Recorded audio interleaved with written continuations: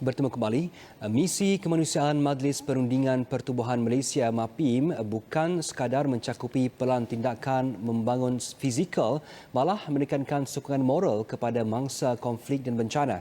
Suntikan kerohanian penting terutama kepada mangsa beragama Islam bagi memulihkan semula semangat mereka. Salah satu inisiatifnya ialah dengan pembinaan masjid dan kini MAPIM sedang membangunkan masjid yang ke-41 di Syria. Sejak tahun 2012, 9 masjid telah dibina di Gaza di bawah kempen pembangunan semula ummah dan lambang penyatuan rakyat Malaysia bersama Gaza. Antaranya adalah Masjid Nur Rozmi, Al-Hikmah, Masjid Amir Yasir, Masjid At-Taqwa dan An-Nasir yang dibaik pulih dalam tempoh 9 bulan.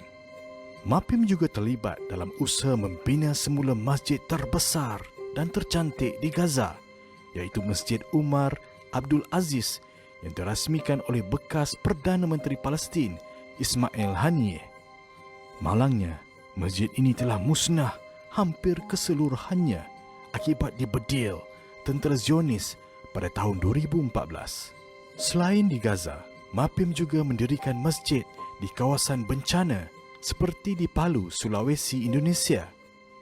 Masjid wakaf ini dibina di perkampungan Ummah selepas Palu dibadai gempa bumi kuat menghancurkan beberapa masjid di daerah itu.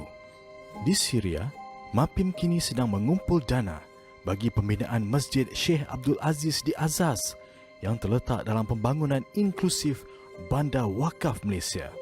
Berfungsi sebagai serampang dua mata, ia bertujuan untuk membangun rohani secara bersepadu bagi kelangsungan hidup pelarian Syria. Masjid ke-41 MAPIM ini bakal memuatkan 1,000 jemaah dan penubuhannya bersempena jasa seorang sukarelawan yang menginfakkan dirinya demi ukhuwah Islamiah. Kita tampilkan Masjid Sheikh Abdul Aziz yang diambil nama bersempena dengan figura MAPIM almarhum Haji Abdul Aziz yang benar-benar mewakafkan diri dia untuk membina lebih daripada 9 buah masjid di Gaza, di Syria bersama-sama dengan aktivis yang lain. Jadi sudah pasti masjid ini sangat besar nilainya, bukan saja kepada MAPIM, termasuk juga kepada sahabat-sahabat aktivis kita di Turki.